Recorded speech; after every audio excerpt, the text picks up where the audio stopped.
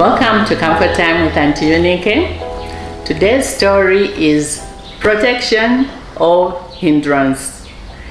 And I say that because I went through that. I'm going to share a story of how I always wondered if that was for my protection or if it was hindering my progress. When I was younger, I used to love singing. My brother and I and his friend Vincent Camilo, we formed a group. We called ourselves 5 Stars Shine, with 5 of us. We came up with a song and we were able to share it on radio, and we actually won some money. But we needed to use Dad's address so that we could get the award. Unfortunately, when Dad got that letter that was inviting us, he was so angry. He brought the letter to us, tore it in our presence, and we were crying because we really wanted to do that. We're being invited to go and perform, and we really wanted to do that.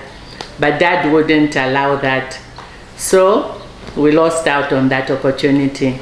But when I was older, I continued singing, and I remember one time I went to our local TV station, ZNBC, and then we had a wrestler, John Marley. So he interviewed me and he called me A Star Is Born, and he allowed me to sing, and so I really was very happy that I had a second chance at singing, even if Dad had stopped that. So I continued, and when I finished my school, I told Dad that I wanted to be an air hostess, and again he was like, hell no. He wouldn't let me do that. He didn't think it was a good idea. All I wanted was to travel, to see the world, meet new people, but he wouldn't allow me. At the time when we were growing up, you were either, if you miss out on going to the university, you can be a nurse, you can be a teacher, or you can be a secretary.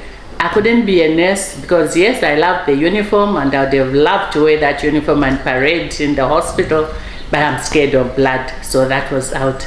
A teacher, it meant that I would have to be studying and preparing lectures for the students, and that was like being at school all over again, so that was out. Secretarial was a lesser devil. So I did that, as you will see from one of the videos that I shared, Healing Your Community. It was then, while I was at college, at Kasia College, that I actually managed to make enough money to buy a car for my parents, and I was only 19.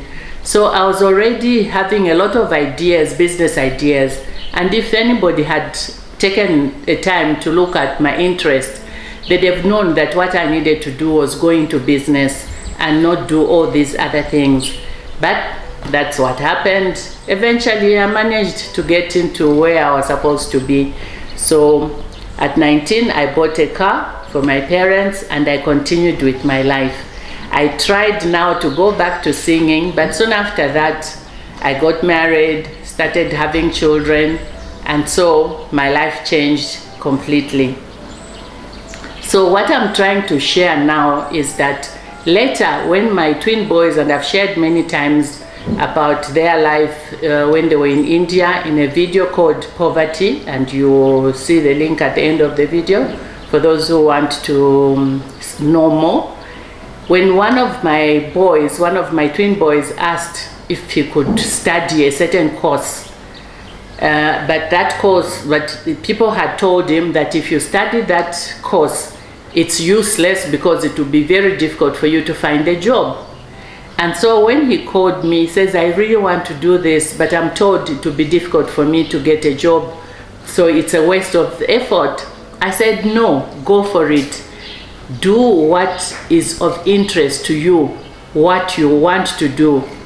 If someone took the time to make that subject available, to make that course available, it means someone somewhere will need someone with that information, someone with that knowledge. So do what is of interest to you, do what makes you happy. And I wouldn't have said that if I had not gone through my own life of being told not to do what I really wanted to do. I know most parents want to live their lives through their children. They want to do things that they felt they should have done, but opportunities were not there then, so there are opportunities now. So you should be a doctor, you should be a lawyer, you should be a pilot. So whatever they wanted to do, that's what now they dictate. But because we are parents, we are guardians, and our parents are anyone who has an influence on a child. So because we hold the purse strings, we're able to say, I'm not paying for this. You be a doctor and I'll fund that. You be a pilot and I'll fund that. And the poor child goes and does that. But they are not happy. And you know who gets to lose? All of us. Because if you make a child do something that they didn't want to do, they have 8 hours at work at something they don't like, and they'll do the bare minimum while they are there. They'll not come up with any ideas because that's not what they wanted to do. So the society loses out, the child loses out, in that child will not be a happy child. They'll be depressed, they'll be sad, and no one wins. But imagine that you let them do what they wanted to do. That child then will come up with more ideas of how they can even increase the benefits to the company, to the organization, because they are thinking with something that they love. It's something that they enjoy. So then everybody gets to benefit. We have more ideas that can only come from people who have taken the time to have a passion in that field.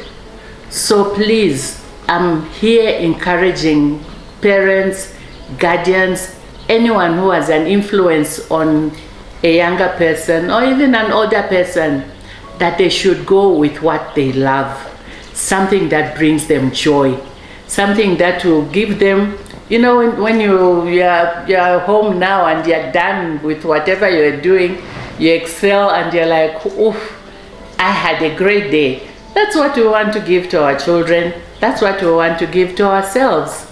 So please, here I'm encouraging all of us that it's not necessary to want to live the life through our children. Besides, things have changed now.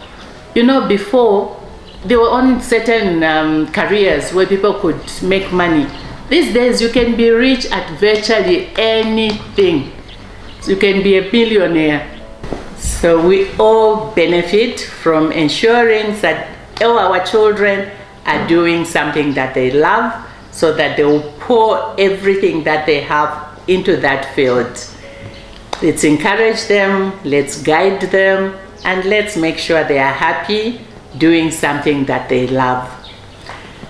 If you have already subscribed, I'm saying thank you, but please don't be the only one that subscribes.